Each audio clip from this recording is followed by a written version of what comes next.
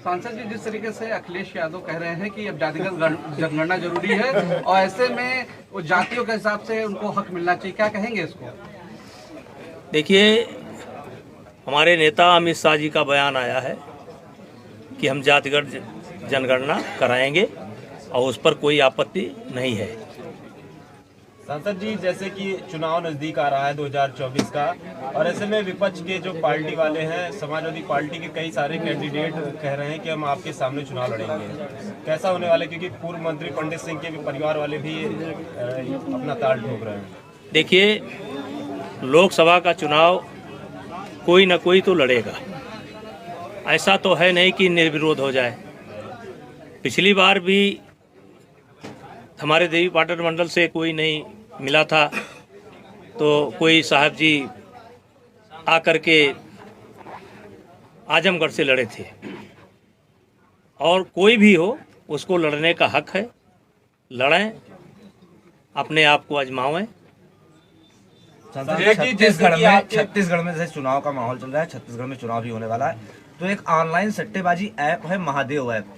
ED ने ऐसा दावा किया है कि कांग्रेस सरकार ने, छत्तीसगढ़ की कांग्रेस सरकार ने लगभग 508 करोड़ का घोटाला किया। हालांकि उस पर प्रधानमंत्री नरेंद्र मोदी ने भी कहा कि अब तो ये लोग महादेव को भी नहीं छोड़ रहे हैं।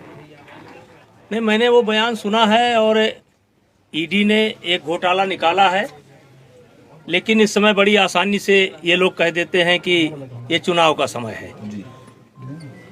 तो क्या चुनाव के समय ईडी को अपना काम बंद कर देना चाहिए, पुलिस को अपना काम बंद कर देना चाहिए, सीबीआई को अपना काम बंद कर देना चाहिए, न्यायपालिका को ठप कर देना चाहिए?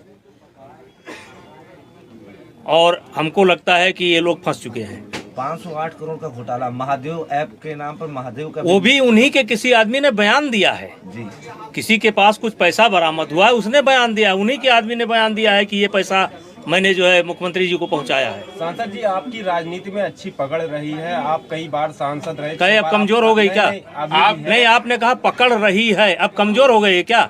आपकी पकड़ काफी अच्छी है, आपके तमाम वीडियो वायरल होते हैं कि दबदबा तो है। ऐसे में हम ये जानना चाहेंगे कि इस बार अगर आप चुनाव जीत के आते तो कैबिनेट में भी आपका दबदबा होने वाला, मंत्री पद मिल रहा है।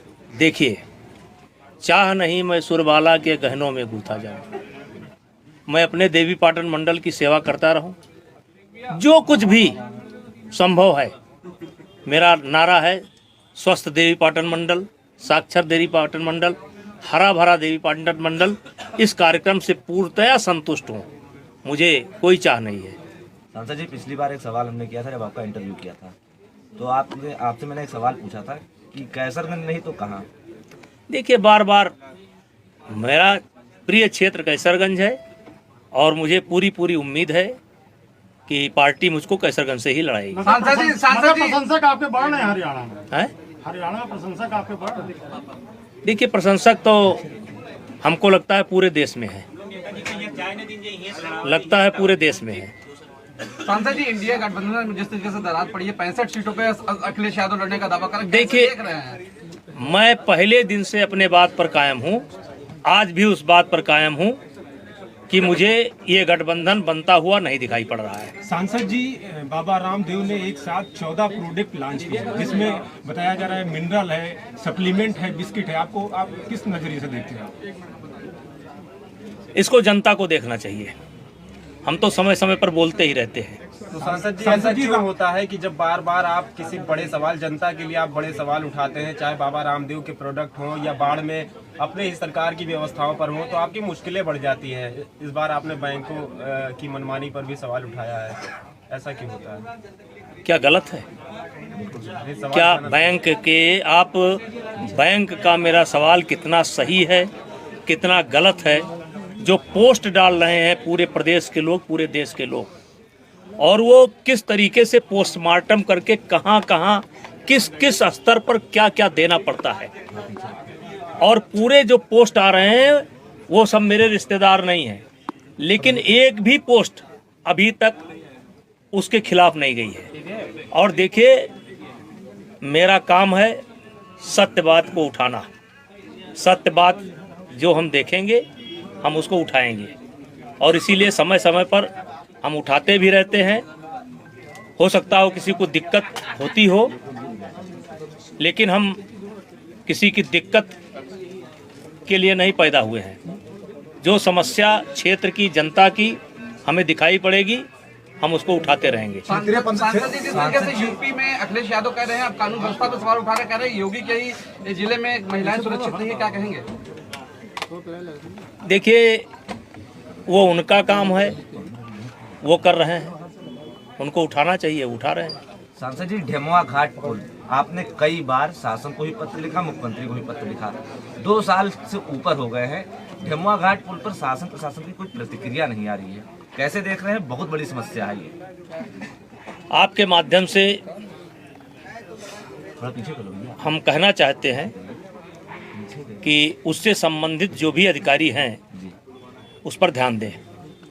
सांसद जी, विश्वविद्यालयों को लेकर आपने अपना स्टैंड पहले ही क्लियर किया था, लेकिन बीच में जब नई खबरें आई कि गोंडा में बनने वाला एक जो खबर आई जिसको लेकर भ्रम भी था कि गोंडा में बलरामपुर में, उसके बाद गोंडा के छात्रों ने जश्न भी मनाया, लेकिन उसके बाद फिर से क्लियर होता नजर आ रहा है कि बलरामपुर जा रहा है। ऐसे में छात्र बहुत उदास हैं यहाँ के। कुछ आपकी तरफ से इस पे प्रयास किया जाएगा या किया गया हो?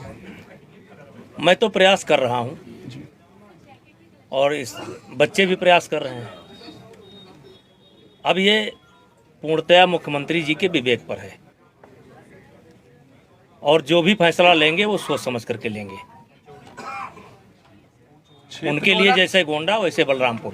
2024 में हम इतना जरूर कहना चाहेंगे कि 87 डिग्री कॉलेज गोंडा में है, 46 डिग्री कॉलेज बहराइच में है, 26 डिग्री कॉलेज बलरामपुर में है, 11 डिग्री कॉलेज श्रावस्ती में है। छात्र संख्या गोंडा की अधिक है और ये मंडल का मुख्यालय भी है, कमिश्नरी भी है, डीआईजी भी यहीं बैठते हैं। लेकिन इसके बावजूद अगर शासन ने कोई निर्णय लिया है कि बलरामपुर बने तो उसके पीछे कोई ना कोई ठोस आधार होगा और ये पूर्णतया शासन के और मुख्यमंत्री जी के विवेक पर है।